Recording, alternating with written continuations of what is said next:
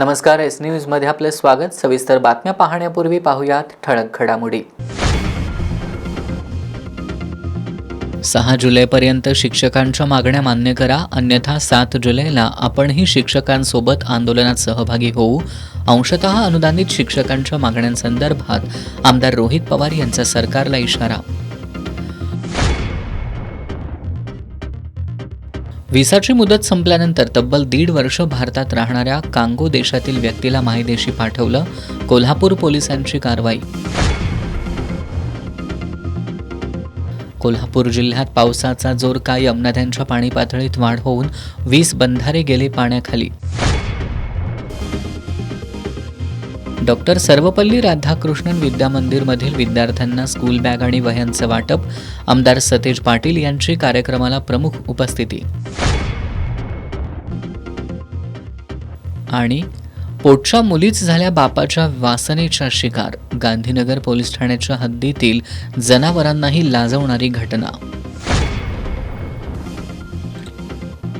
हे आहे GTPL SPN digital network आणि आपण पाहत आहात चॅनल एस। आता वळूयात सविस्तर बातम्यांकडे। राज्यातील अंशतः अनुदानित शिक्षकांच्या विविध मागण्यांसाठी शिक्षक समन्वय संघाने मुंबईतील आझाद मैदानावर धरणं आंदोलन सुरू केलंय। या आंदोलनाला आमदार रोहित पवार यांनी भेट देऊन 6 जुलैपर्यंत शिक्षकांच्या सर्व मागण्या मान्य केल्या नाहीत तर 7 जुलैला स्वतः आंदोलनात सहभागी होऊ असा इशारा राज्य सरकारला दिलाय। राज्यातील अंशतः अनुदानित शाळातील शिक्षक आणि शिक्षकेतर कर्मचाऱ्यांच्या विविध मागण्यांसाठी शिक्षक समन्वय संघानं 22 जूनपासून मुंबईतील आझाद मैदानावर धरणं आंदोलन सुरू केले। या आंदोलनाच्या ठिकाणी प्रशासकीय अधिकारी, मंत्री यांनी भेटी दिल्या, मात्र ठोस आश्वासन अद्याप दिलेलं नाही। सरकार आंदोलन बेदखल करत असल्यानं महाराष्ट्रातील सर्व अंशतः अनुदानित शाळा 7 आणि 8 जुलै रोजी बंद ठेवण्याचा निर्णय शिक्षक समन्वय संघाच्या वतीनं घेण्यात आलाय। शुक्रवारी या आंदोलनस्थळी आमदार रोहित पवार यांनी भेट देऊन शिक्षकांचं म्हणणं ऐकून घेतलं। यावेळी त्यांनी 6 जुलैपर्यंत शिक्षकांच्या सर्व मागण्या मान्य झाल्या नाहीत तर 7 जुलैला स्वतः आंदोलनात सहभागी होऊ असा इशारा दिलाय। आम्ही या सरकारला विनंती करतो की प्रचलित पद्धत तुम्ही लागू करा आणि न मागता त्यांना वेळेवर तिथं त्या ठिकाणी तो टप्पावाढ मिळाला पाहिजे। त्याच्याचबरोबर त्रुटी पूर्तता केलेल्या शाळांना 25 ऑगस्ट 2025च्या शासन निर्णयानुसार समान टप्प्यावर अनुदान देण्याबाबत आदेश लगेचच्या लगेच तिथं झाले पाहिजे अशी त्यांची मागणी आहे। आणि काही अधिकाऱ्यांच्या चुकीमुळे काही पटसंख्या ज्या असतात त्याच्यामध्ये थोडाशी अडचण झाल्यामुळे आणि संख्या तिथं चुकल्यामुळे काही शाळांवर तिथं अन्याय होतो। त्यामुळे ह्या सगळ्या ज्या काही मागण्या आहेत त्या सरकारने लवकरात लवकर मान्य केल्या पाहिजे। त्या अजूनपर्यंत सरकारकडे संधी आहे 6 जुलैपर्यंत या संघटनेच्या मागण्या, या आमच्या शिक्षकांच्या मागण्या या मान्य झाल्याच पाहिजे, नाहीतर 7 तारखेपासून आम्ही स्वतः व नेते या आंदोलनामध्ये सहभाग घेतील आणि मग मात्र तिथं शासनाला हे परवडणार नाही। 6 जुलैपर्यंत निर्णय घ्या, नाहीतर 7 पासून हे आंदोलनामध्ये आम्ही सर्वजण गेल्या वर्षीप्रमाणे आम्ही सहभाग घेऊ असं या ठिकाणी सांगतो। यावेळी शिक्षक समन्वय संघाचे समन्वयक खंडेराव जगदाळे, शिवाजी कुरणे, चंद्रकांत बागणे, रत्नाकर माळी, सुभाष खामकर, केदारी मगदूम यांच्यासह शिक्षक, शिक्षकेतर कर्मचारी उपस्थित होते। खुल्या प्रवर्गातील समाजाच्या आर्थिक आणि सामाजिक उन्नतीसाठी स्थापन केलेल्या अमृत संस्थेत आर्थिक गैरव्यवहार झाल्याची शक्यता आहे। त्यामुळे याची सखोल चौकशी करून दोषींवर कारवाई करण्यात यावी अशी प्रमुख मागणी कोल्हापुरात झालेल्या आंतरराष्ट्रीय ब्राह्मण परिषदेत करण्यात आली। या परिषदेत ब्राह्मण समाजाच्या सामाजिक, शैक्षणिक, आर्थिक विषयावर सविस्तर चर्चा करण्यात आली। या परिषदेला महाराष्ट्रातील 22 जिल्ह्यांमधील प्रतिनिधी उपस्थित होते। ब्राह्मण समाजातील विविध प्रश्नांवर चर्चा करण्यासाठी कोल्हापूरमध्ये आंतरराष्ट्रीय ब्राह्मण परिषदेचं आयोजन करण्यात आलं होतं। यामध्ये ब्राह्मण समाजाच्या सामाजिक, आर्थिक, शैक्षणिक विषयावर सविस्तर चर्चा करण्यात आली। ब्राह्मण समाजाला घोषणांची नाही, उत्तरदायित्वाची गरज आहे। या उद्देशातून राज्यव्यापी कृती समिती आणि ठोस कृती आराखडा जाहीर करण्यात आला। समाजातील लोकांचा शिक्षण आणि कौशल्य विकास व्हावा, रोजगार, उद्योग आणि आर्थिक सक्षमीकरण व्हावं, सामाजिक न्याय आणि कायदेशीर सहाय्य प्राप्त व्हावं, संस्कृतीचं जतन संवर्धन केलं जावं असे विविध ठराव या परिषदेत करण्यात आले.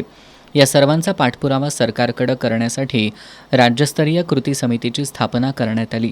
यावेळी खुल्या प्रवर्गातील समाजाच्या आर्थिक आणि सामाजिक उन्नतीसाठी स्थापना केलेल्या अमृत संस्थेकडून समाजाच्या अपेक्षा मोठ्या आहेत. मात्र समाजामध्ये संस्थेच्या कार्यपद्धतीबद्दल संभ्रम निर्माण झालाय.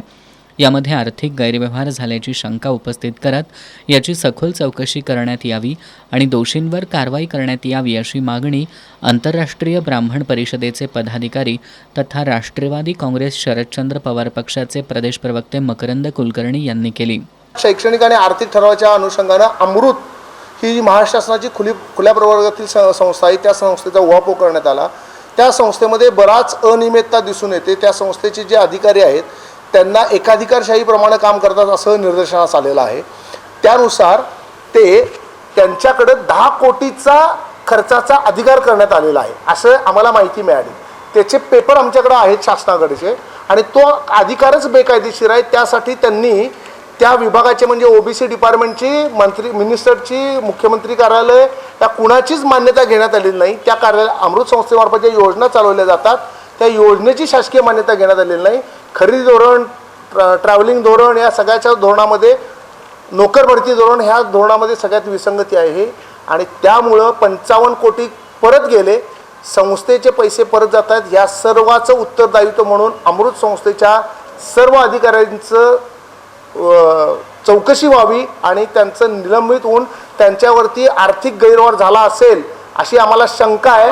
त्या शंकेचं निरसन करून त्यांच्यावरती उत्तरदायित्व निश्चित करण्यात यावं असं ठराव करण्यात आला. ॲडव्होकेट मकरंद जोशी यांनी ब्राह्मण समाज कृती समाजाच्या कार्यकारिणीची घोषणा केली. ब्राह्मण समाज कृती समितीच्या या संस्थापक अध्यक्षपदी आज निखिलजी लातूरकर यांची निवड करण्यात आली.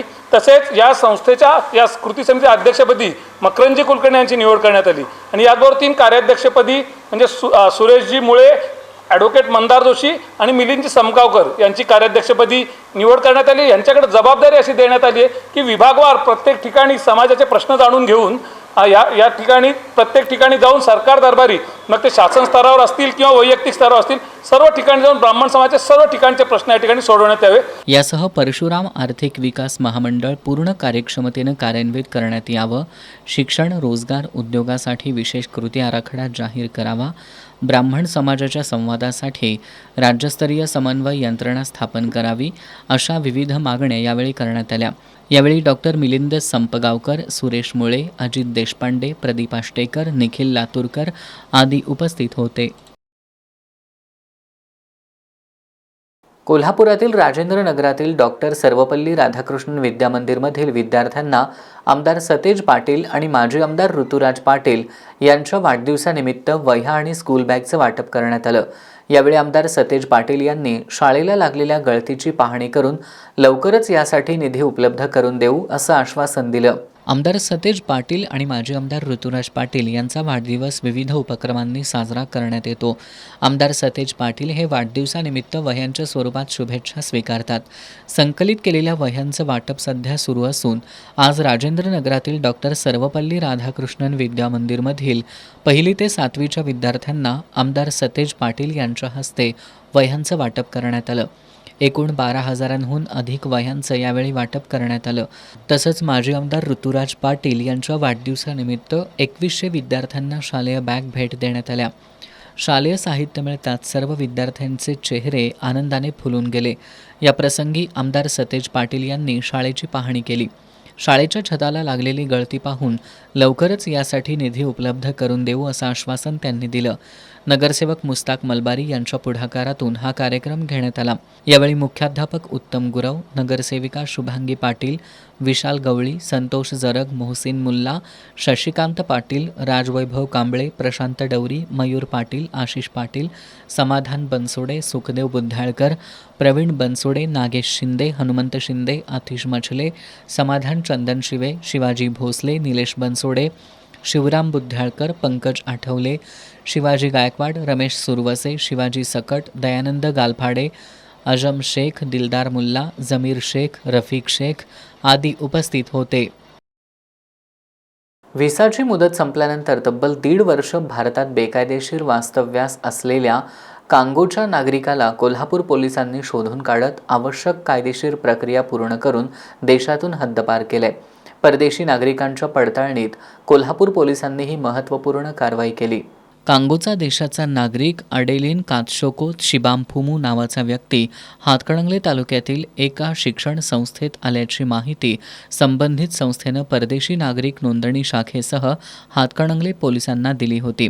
त्यानंतर FRO शाखेनं त्याच्या पासपोर्ट आणि व्हिसाची तपासणी केली असता त्याच्या व्हिसाची मुदत 7 जानेवारी 2025 रोजीच संपल्याचं निष्पन्न झालं. त्यामुळे तो 8 जानेवारी 2025 पासून भारतात बेकायदेशीर वास्तव्यास असल्याचं स्पष्ट झालं. यानंतर कोल्हापूर पोलिसांनी त्याला ताब्यात घेत त्याला मायदेशी पाठवण्याची प्रक्रिया सुरू केली. दरम्यान देशभरातील पडताळणीत त्याच्या विरोधात बंगळुरूच्या कोथनूर पोलीस ठाण्यातही मुदतबाह्य वास्तव्यासंदर्भात गुन्हा दाखल असल्याचं समोर आलंय. त्यानुसार त्याला मेयो हॉल न्यायालयात हजर करण्यात आलं. न्यायालयानं 4,000 रुपयांचा दंड ठोठावत त्याला डिपोर्ट करण्याचे आदेश दिले. न्यायालयाच्या आदेशानंतर पोलिसांनी त्याला तातडीनं मुंबईला आणलं आणि आज सकाळी 11:05 विमानानं कांगोची राजधानी किशानसाकडं रवाना केलं. पोलीस अधीक्षक निलोत्पल यांच्या मार्गदर्शनाखाली परदेशी नागरिक नोंदणी शाखा, हातकणंगले पोलीस ठाणे आणि सुरक्षा विभागाच्या संयुक्त पथकानं ही कारवाई यशस्वीपणे पूर्ण केली. मुसळधार पावसामुळे कृष्णा आणि पंचगंगा नदीच्या पाणी पातळीत लक्षणीय वाढ झाली आहे. इचलकरंजीत पंचगंगा नदीची पाणी पातळी 47 फुटांवर गेली आहे. नदीकाठच्या परिसरात पूरस्थिती निर्माण होण्याची शक्यता लक्षात घेऊन प्रशासन सतर्क झालं असून आपत्ती व्यवस्थापन यंत्रणा सज्ज ठेवण्यात आली आहे.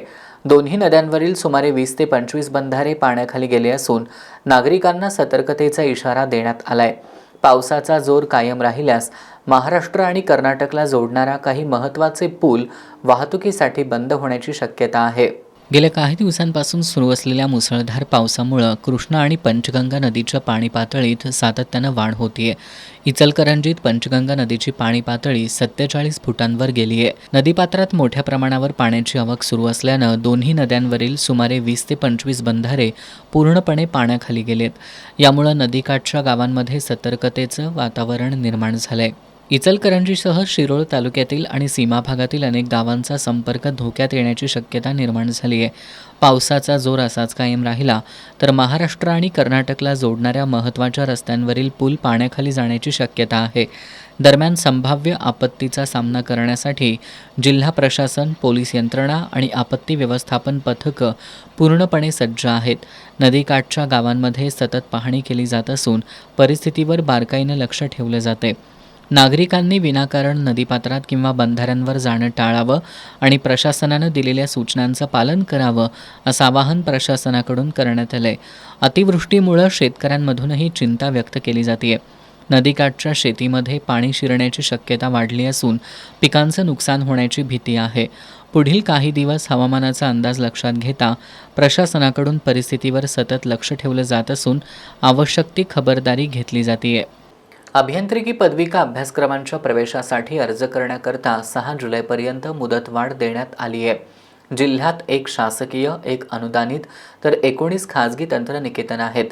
यामध्ये 6,500 इतकी प्रवेश क्षमता असून आत्तापर्यंत 8,900हून अधिक विद्यार्थ्यांनी नोंदणी केली आहे. विद्यार्थ्यांना अर्ज भरण्यासाठी आणि प्रवेशाबाबत मार्गदर्शनासाठी DY पाटील तंत्रनिकेतन आणि शासकीय तंत्रनिकेतन या ठिकाणी सुविधा केंद्राची व्यवस्था करण्यात आली आहे. विद्यार्थ्यांनी मुदतवाढीचा लाभ घ्यावा असं आवाहन शासकीय तंत्रनिकेतन आणि DY पाटील तंत्रनिकेतन प्रशासनाकडून करण्यात आलं आहे. राज्यातील तंत्रनिकेतन अभ्यासक्रमांसाठीची प्रवेश प्रक्रिया 20 मेपासून सुरू करण्यात आली आहे. प्रवेशासाठी अर्ज करण्यासाठी 2 जुलै ही अंतिम मुदत होती. ही मुदत आता 6 जुलैपर्यंत वाढवण्यात आली आहे. त्यानंतर 7 जुलैला सर्वसाधारण गुणवत्ता यादी जाहीर करण्यात येणार असून त्यानंतर विद्यार्थ्यांना शाखा आणि तंत्रनिकेतन निवडता येणार आहे. पहिले 3 पर्याय ऑटो फ्रीज असल्यानं या यादीत नाव आल्यास विद्यार्थ्यांना प्रवेश घेणं बंधनकारक असणार आहे. कोल्हापूर जिल्ह्यात 1 शासकीय, 1 अनुदानित तर 19 खाजगी तंत्रनिकेतन असून 6,500 प्रवेश क्षमता आहे.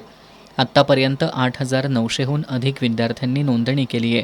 त्यातील 7,900 विद्यार्थ्यांनी अर्ज निश्चिती केली आहे. अशी माहिती शासकीय तंत्रनिकेतनचे प्राचार्य तथा नोडल अधिकारी डॉक्टर नितीन सोनसे यांनी दिली आहे. शासकीय तंत्रनिकेतनमधील एकूण 610 जागांमध्ये अतिरिक्त 20 जागा दिव्यांगांसाठी उपलब्ध करून देण्यात आल्या आहेत. याची गुणवत्ता यादी स्वतंत्रपणे प्रसिद्ध करण्यात येणार असल्याचं त्यांनी सांगितलं. विद्यार्थ्यांना प्रवेश अर्ज भरण्यासाठी कोणतीही अडचण येऊ नये यासाठी शासकीय तंत्रनिकेतन आणि DY पाटील तंत्रनिकेतन या ठिकाणी सुविधा केंद्रांची व्यवस्था करण्यात आली आहे. विद्यार्थ्यांनी याचा लाभ घ्यावा असं आवाहन दोन्ही संस्थांच्या वतीनं करण्यात आलं आहे. 11वी केंद्रीय ऑनलाईन प्रवेश प्रक्रियेची तिसरी गुणवत्ता यादी शुक्रवारी प्रसिद्ध करण्यात आली. यामध्ये 9,580 विद्यार्थ्यांना प्रवेश मिळाला आहे. 6 जुलैपर्यंत विद्यार्थ्यांनी कनिष्ठ महाविद्यालयात जाऊन प्रवेश निश्चित करायचा आहे, तर पुढील गुणवत्ता यादी 6 जुलैला जाहीर करण्यात येणार आहे. 11वी केंद्रीय ऑनलाईन प्रवेश प्रक्रियेची तिसरी गुणवत्ता यादी शुक्रवारी प्रसिद्ध करण्यात आली. कोल्हापूर जिल्ह्यात एकूण 294 महाविद्यालयांसाठी ही प्रवेश प्रक्रिया सुरू आहे. एकूण 71,210 प्रवेश क्षमतेसाठी ही प्रवेश प्रक्रिया राबवली जाते. पहिल्या फेरीत 46,000हून अधिक विद्यार्थ्यांनी प्रवेश निश्चित केला. दुसऱ्या फेरीत 5,326 विद्यार्थ्यांनी प्रवेश निश्चित केला, तर तिसऱ्या फेरीत 9,580 विद्यार्थ्यांना प्रवेश मिळाला आहे. यामध्ये कला शाखेसाठी 2,225, वाणिज्यसाठी 1,700, विज्ञान शाखेसाठी 4,251 विद्यार्थ्यांना प्रवेश मिळाला आहे. या विद्यार्थ्यांनी त्यांना मिळालेल्या महाविद्यालयात जाऊन 6 जुलैपर्यंत आपली कागदपत्र तपासून प्रवेश निश्चित करायचा आहे. त्यानंतर पुढील प्रवेश फेरीची यादी 6 जुलैला सायंकाळी जाहीर करण्यात येणार आहे. मेन राजाराम महाविद्यालयात विद्यार्थ्यांसाठी मार्गदर्शन केंद्राची निर्मिती करण्यात आली आहे. प्रवेश प्रक्रियेसंदर्भात किंवा प्रवेश अर्जासंदर्भात विद्यार्थ्यांना कोणतीही अडचण आल्यास या केंद्राला भेट देऊन त्याचा लाभ घ्यावा असं आवाहन केंद्राच्या वतीनं करण्यात आलं आहे. गेल्या 4 दिवसांपासून हातकणंगले तालुक्यात पावसाची संततधार सुरू आहे. यामुळे वर्षभर घरात धूळ खात पडलेल्या छत्र्या बाहेर पडू लागल्यात. अनेक जण फॅशनेबल छत्र्यांपेक्षा दणकट आणि पावसापासून संरक्षण करणाऱ्या जुन्या छत्र्यांना पसंती देत आहेत. त्यामुळे पेठवडगाव शहरातील मुख्य चौकात छत्र्या दुरुस्त्यांसाठी गर्दी होताना दिसतीये. फॅशननं आता सगळ्यांचंच जीवन व्यापलं. आपल्या वापरातल्या वस्तूंच्या उपयुक्ततेबरोबरच तिच्या उपयुक्ततेला अधिक महत्त्व दिलं जाते. पावसाळा सुरू झाल्यानंतर दुकानांमध्ये छत्र्या विक्रीसाठी उपलब्ध होतात. अलीकडच्या काळात तरुणाई छत्र्या खरेदी करताना त्यांच्या टिकाऊपणापेक्षा त्यांच्या दिसण्याला अधिक महत्त्व दिलं जाताना दिसतंय. पण अजूनही जुनी जाणती मंडळी छत्री दिसायला कशी आहे यापेक्षा तिच्या दणकटपणाला महत्त्व देत वर्षानुवर्ष छत्र्या जपून ठेवत आहेत. पावसाचा जोर वाढल्यानंतर पेठवडगावमधील मुख्य चौक छत्री दुरुस्ती करणाऱ्या लोकांनी व्यापून गेलाय. वर्षभर काहींनी जपून ठेवलेल्या तर काहींच्या घरात अडगळीत पडलेल्या छत्र्या आता दुरुस्तीसाठी बाहेर येऊ लागल्यात. दुरुस्तीसाठी येणारी ज्येष्ठ मंडळी नव्या छत्र्या वाऱ्यानं लगेच उलटतात, त्यापेक्षा जुन्या छत्र्या बऱ्या अशी प्रतिक्रिया देताना दिसत आहेत. टिकाऊपणामुळं किरकोळ दुरुस्ती करून जुन्याच छत्र्या वापरणाऱ्या ज्येष्ठांचा व्यावहारिकपणा तरुणाईसाठी शिकवण देणारा असला तरी एका पावसाळ्यापुरती टिकली तरी चालेल, पण नवी आणि फॅशनेबल छत्री करण्याकडेच त्यांचा कल असतो. ज्येष्ठांची जुनं वापरण्याच्या या व्यावहारिकतेमुळं छत्री दुरुस्तीचा व्यवसाय करणाऱ्यांना व्यवसायाची संधी मिळतीये. हंगामानुसार इतर व्यवसाय करणारे पावसाळ्याच्या तोंडावर छत्री दुरुस्तीचा व्यवसाय करताना दिसतात. यामुळं पेठवडगाव शहरातील मुख्य चौकासह गर्दीच्या ठिकाणी छत्र्यांचे डॉक्टर सुई, दोरा, काड्या, नवीन बटणं, पक्कड अशा किरकोळ भांडवलासह कौशल्यानं छत्र्या दुरुस्त करत जुन्याचं नवं करून देताना दिसत आहेत. शिवकालीन इतिहास आजच्या युवा पिढीला समजावा यासाठी कोल्हापुरातील हिल रायडर्स ॲडव्हेंचर्स फाउंडेशन, जिल्हा प्रशासन आणि महाराष्ट्र प्रदूषण नियंत्रण मंडळ यांच्या संयुक्त विद्यमानं पन्हाळगड ते पावनखिंड पदभ्रमंती मोहीम आयोजित करण्यात आली आहे. पन्हाळगड ते पावनखिंड मोहिमेत धो पावसातही मोठ्या संख्येनं युवक युवती सहभागी झालेत. Hill riders adventure foundation, Kolhapur जिल्हा प्रशासन आणि महाराष्ट्र प्रदूषण नियंत्रण मंडळ यांच्या संयुक्त विद्यमानं पन्हाळगड ते पावनखिंड पदभ्रमंती मोहीम 3 टप्प्यात आयोजित करण्यात आली आहे. हिल रायडर्स ॲडव्हेंचर फाउंडेशनच्या वतीनं गेल्या 40 वर्षांपासून मोहिमेचं आयोजन करण्यात येत आहे. आज निघालेल्या पहिल्या पन्हाळगड ते पावनखिंड मोहिमेत धो पावसातही मोठ्या संख्येनं युवक युवती सहभागी झालेत. नरवीर बाजीप्रभू देशपांडे यांच्या पुतळ्याला अभिवादन करण्यात आलं. यावेळी महाराष्ट्र प्रदूषण नियंत्रण मंडळाचे उपप्रादेशिक अधिकारी प्रमोद माने, जिल्हा आपत्ती व्यवस्थापन अधिकारी प्रसाद संकपाळ, सहज सेवा ट्रस्टचे सन्मती मिरजे, शिवसेनेचे सहसंपर्क प्रमुख विजय देवणे आणि उपस्थित मान्यवरांच्या हस्ते पूजन करून भगवा ध्वज फडकवण्यात आला. त्यानंतर हजारोंच्या संख्येनं जमलेल्या शिवप्रेमींची फौज पन्हाळगड राजदिंडी मार्गावरून पावनखिंडीकडे रवाना झाली.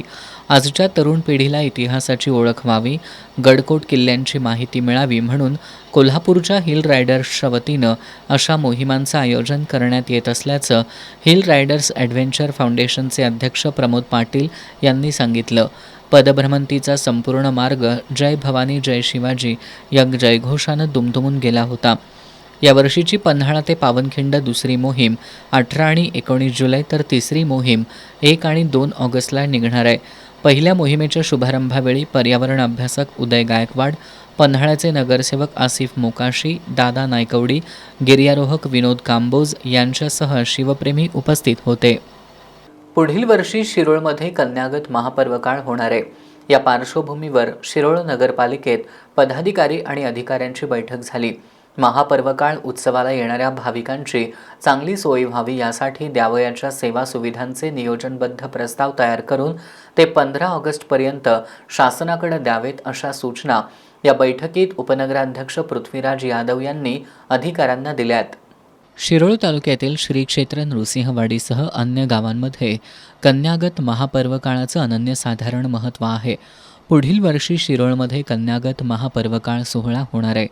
या पार्श्वभूमीवर शिरोळ नगरपालिकेत नगराध्यक्षा योगिता कांबळे यांच्या अध्यक्षतेखाली आणि उपनगराध्यक्ष पृथ्वीराज यादव यांच्या उपस्थितीत सर्व शासकीय विभागांची आढावा बैठक आयोजित करण्यात आली होती. या बैठकीत शिरोळमध्ये नदीघाट बांधणं, रस्ते, हायमॅक्स दिवे तसंच भाविकांची राहण्याची सोय करणं, बस थांबा उभारणं, सुसज्ज बसस्थानक बांधकाम करणं, शिरोळ बंधारा बांधकाम करणं, आरोग्यसेवा सज्ज ठेवणं आदी विषयांवर चर्चा झाली. उपनगराध्यक्ष पृथ्वीराज यादव यांनी उत्सव काळात द्यावयाच्या सेवा सुविधांचं नियोजनबद्ध प्रस्ताव तयार करून ते 15 ऑगस्टपर्यंत शासनाकडे द्यावेत अशा सूचना अधिकाऱ्यांना दिल्या. यावेळी विविध विषयांवर सखोल चर्चा झाली. या बैठकीला मुख्याधिकारी निशिकांत प्रचंडराव, नगरसेवक तसंच विविध विभागांचे अधिकारी उपस्थित होते. राधानगरी तालुक्यातील तारळे खुर्द इथं हारुण जमादार यांच्या परसातील वीज वितरणासाठी उभारलेला डीपी शुक्रवारी मध्यरात्री सुमारे 2 वाजण्याच्या सुमाराला अचानक कोसळल्यानं परिसरात एकच खळबळ उडाली. सुदैवानं डीपी घरच्या दिशेनं न पडता दुसऱ्या बाजूला कोसळल्यानं मोठी जीवितहानी टळली. या घटनेमुळे परिसरातील लोकांमध्ये भीतीचं वातावरण निर्माण झालंय. राधानगरी तालुक्यातील तारळे खुर्दमधील हारुण जमादार यांच्या परस जागेत असणारा महावितरणचा डीपी मध्यरात्री कोसळला. गेल्या अनेक वर्षांपासून हा डीपी शेतीपंपांना वीज पुरवठा करण्यासाठी वापरला जातोय. सध्या पावसामुळे शेतीपंप बंद असल्यानं त्यावेळी वीज पुरवठा सुरू नव्हता. त्यामुळे संभाव्य मोठा अपघात टळल्याची भावना ग्रामस्थांनी व्यक्त केली. ऐन वस्तीमध्ये उभारलेला हा डीपी सुरक्षित ठिकाणी हलवण्याची मागणी अनेक वेळा महावितरण आणि लोकप्रतिनिधींकडे केली असून वारंवार पाठपुरावा करूनही या गंभीर प्रश्नाकडे दुर्लक्ष झाल्याचा आरोप ग्रामस्थांनी केला आहे. सुदैवाने ही घटना रात्री घडली, त्यामुळे कोणतीही जीवितहानी झाली नाही. मात्र प्रशासनाच्या निष्काळजीपणामुळे भविष्यात एखादी गंभीर दुर्घटना घडू शकते अशी भीती व्यक्त होतीये. 1 वर्षापासून आमच्या जागेत ही डीपी होती आणि महावितरण इकडे लक्ष दिलं नाही. ती किंवा सजलेली होती. आम्ही बदलायला किती वेळा तरी अर्ज केले तरी त्याच्यावर त्याने दुर्लक्ष केलेलं आहे. आणि रात्रीची वेळेत पडलेली आहे, त्यावेळी त्याचं आम्ही कोण नव्हतो, तर दिवसात पडल्या तर जीवितहानी झाली असती. महावितरणनं तातडीनं पाहणी करून भर वस्तीत असलेला हा धोकादायक डीपी सुरक्षित ठिकाणी स्थलांतरित करावा, तसंच भविष्यात अशा घटना टाळण्यासाठी आवश्यक उपाययोजना कराव्यात अशी मागणी ग्रामस्थांमधून होतीये. MSCBने इकडे कधी लक्ष दिलेलं नाही. ज्यावेळी त्यांना तक्रार करेल त्यावेळी त्यांनी उडवाउडवीची उत्तरं दिली आहेत या जमादार कुटुंबाला. आणि त्यांची ही वापराची जागा कमीत कमी 6-7 गुंठे असेल, ती पूर्ण खराब होऊन गेलेली आहे. आता त्यांनी परतच्या वेळी इथं विचार करू नये आणि ह्याला योग्य असा जागा शोधून आणि तसेच शेतकऱ्यांना पण त्याचा फायदा होईल अशा ठिकाणी त्यांनी डीपी बसवावी. हा डीपी कोसळणं म्हणजे महावितरणच्या ढिसाळ कारभाराचा संतापजनक नमुना आहे. हाच डीपी दिवसा कोसळला असता तर एखाद्याच्या जीवावर बेतलं असतं. वारंवार तक्रार करून सुद्धा महावितरण कुणाचा तरी जीव जाण्याची वाट बघतंय का, असा सवाल उपस्थित होत असून महावितरणनं आता तरी जागं व्हावं अशी मागणी होतीये. एस न्यूजसाठी तारळी खुर्दहून नामदेव कुसाळे. या बातमीनंतर पाहुयात महत्त्वाच्या घडामोडी संक्षिप्त स्वरूपात. फास्ट न्यूजचे प्रायोजक गोकुळ. बाळ, फ्रीजमधून श्रीखंड काढ ना. आम्ही पूर्वी घरीच बनवायचो श्रीखंड, त्याची चवच वेगळी होती. आता काय सगळं रेडीमेड. आजी, हे श्रीखंड खाऊन बघ. आज तुझ्या आईनं घरीच बनवलं की काय? हे आहे गोकुळचं श्रीखंड. अगदी जिभेवर रेंगाळणार. जिभेवरच नाही तर मनावरही रेंगाळणार. गोकुळ श्रीखंड, मनावर रेंगाळणार. पश्चिम आशियातील युद्धामुळे संपूर्ण जग मंदीच्या विळख्यात असताना भारतानं सर्वात मोठ्या ऊर्जा संकटाचा यशस्वी सामना केला. पंतप्रधान नरेंद्र मोदींचं राजस्थानमधील सभेत प्रतिपादन. आपचे नेते अरविंद केजरीवाल यांचा अमृतसरमध्ये लवकुश मंदिर उभारण्याचा संकल्प, हिंदू मतदारांना जवळ करण्याचा आपचा प्लॅन. मुंबईसह राज्यातील अनेक जिल्ह्यांमध्ये मुसळधार पाऊस, पावसामुळे जनजीवन विस्कळीत. पुढील 2 दिवस अतिमुसळधार पावसाचा अंदाज. मुसळधार पावसात घराबाहेर पडू नका, हवामान विभागाचे अलर्ट गांभीर्यानं घ्या. मुख्यमंत्री देवेंद्र फडणवीसांचं नागरिकांना आवाहन. मुंबईत धडकी भरवणारं दृश्य, भांडूपमध्ये रस्ता खचून टेम्पो आणि झाड थेट जमिनीत. पावसामुळे अनेक ठिकाणी झाडं उन्मळून पडण्याच्या घटना. जालना बीड महामार्गावर एसटी महामंडळाच्या 2 बसची समोरासमोर धडक, चालकासह 30 ते 40 विद्यार्थी आणि प्रवासी जखमी. ब्रेकनंतर बातमीपत्राच्या या भागात आपलं पुन्हा एकदा स्वागत. आता बातमी आहे बाप लेकीच्या नात्याला काळीमा फासणाऱ्या नराधम बापाची. गांधीनगर पोलीस ठाण्यात दाखल झालेल्या गुन्ह्याच्या या बातमीनं तुम्ही सुद्धा सुन्न व्हाल. 13 आणि 16 वर्षांच्या पोटच्या कळ्या बापाच्या विकृतीच्या शिकार झाल्याची संतापजनक घटना गांधीनगर पोलीस ठाण्याच्या हद्दीत उघडकीला आली आहे. नोव्हेंबर 2025 पासून हा नराधम आपल्या पोटच्या मुलींना आपल्या वासनेचा शिकार बनवत होता.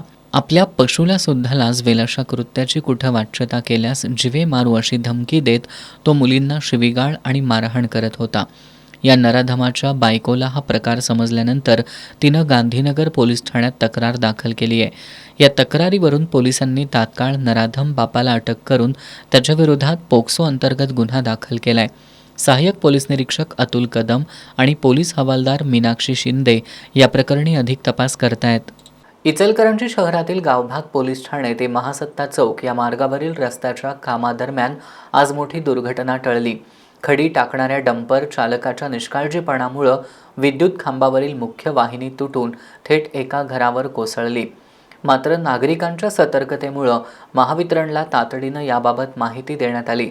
महावितरणनं तातडीनं वीज पुरवठा बंद केल्यानं मोठी दुर्घटना टळली.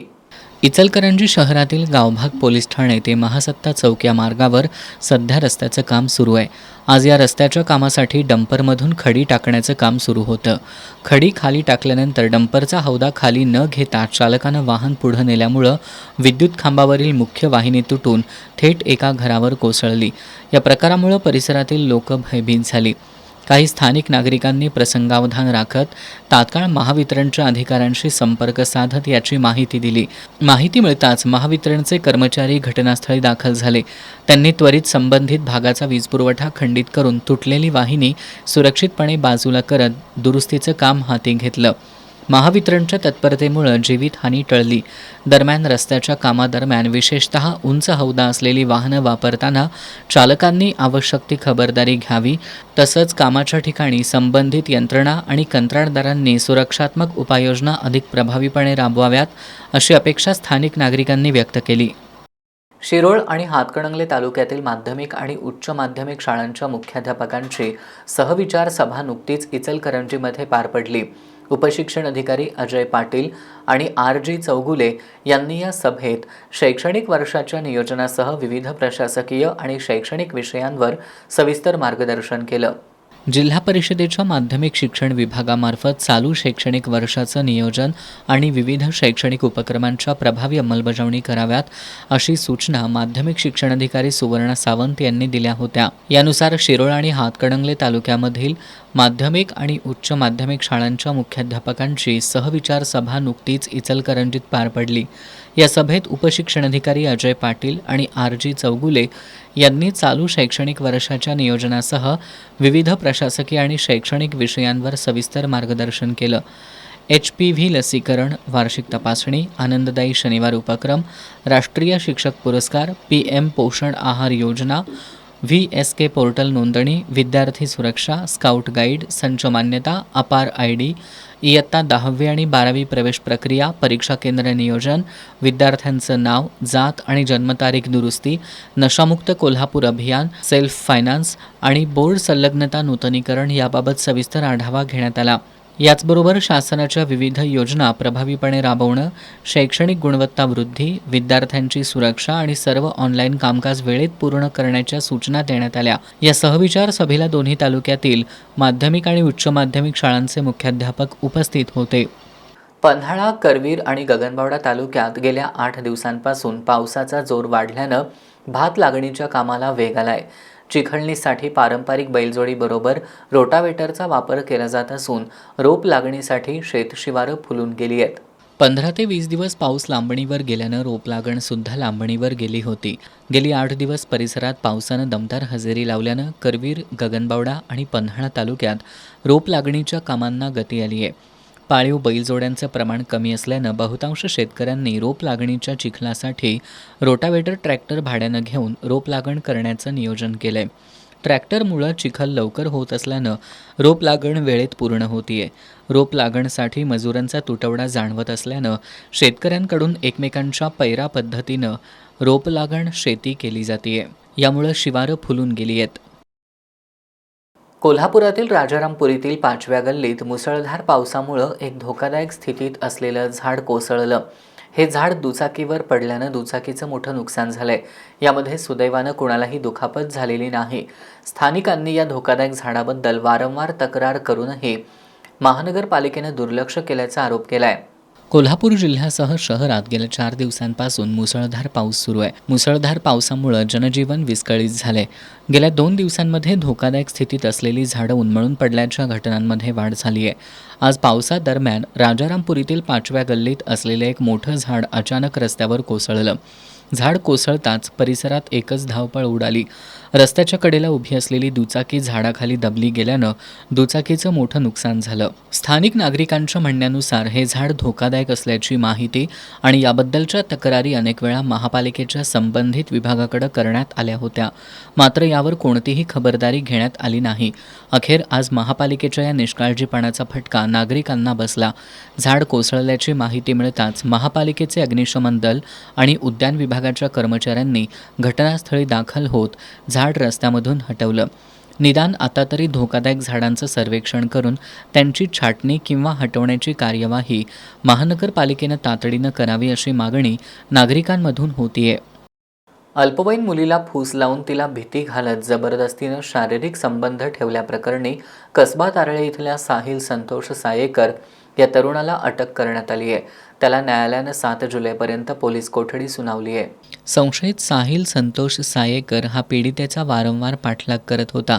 माझं तुझ्यावर प्रेम आहे असं सांगून साहिलनं पीडितेशी ओळख वाढवली. त्यानंतर साहिलनं पीडितेला वाढदिवस साजरा करण्याच्या बहाण्यानं तिला मुदाळतिट्टा इथं बोलावून घेतलं.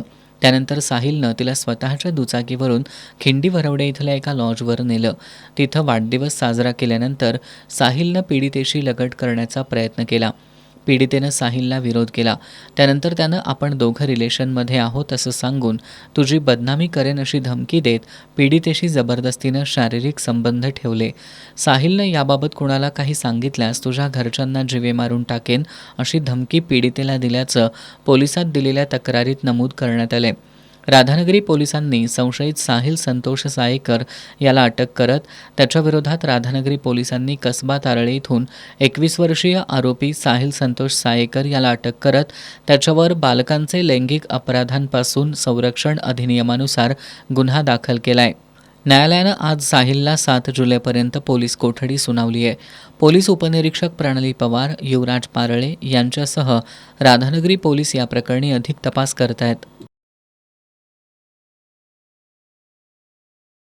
जयसिंगपूर इचलकरंजी मार्गावरील यड्राव फाटा परिसरात सुरू असलेल्या रस्त्याच्या कामादरम्यान तयार करण्यात आलेल्या बायपास रस्त्यावर भीषण अपघात झाला. या अपघातात डंपरखाली सापडून दुचाकीस्वाराचा जागीच मृत्यू झाला. अपघातानंतर परिसरातील वाहतूक काही काळ विस्कळीत झाली होती. जयसिंगपूर इचलकरंजी मार्गावरील यड्राव फाटा परिसरात सध्या रस्त्याचे काँक्रिटीकरण सुरू असल्यानं वाहतुकीसाठी पर्यायी वळणमार्ग तयार करण्यात आलाय. नांदणी गावचे सतीश विठ्ठल शिंदे हे या वळण मार्गावरून दुचाकीवरून जात होते. यावेळी मागून येणाऱ्या डंपरनं शिंदे यांच्या दुचाकीला धडक दिली. या धडकेत डंपरखाली सापडून दुचाकीस्वाराचा जागीच मृत्यू झाला. अपघाताची माहिती मिळताच शहापूर पोलिसांनी घटनास्थळी धाव घेत पंचनामा केला. अपघातामुळे काही काळ वाहतूक पूर्णपणे ठप्प झाली होती.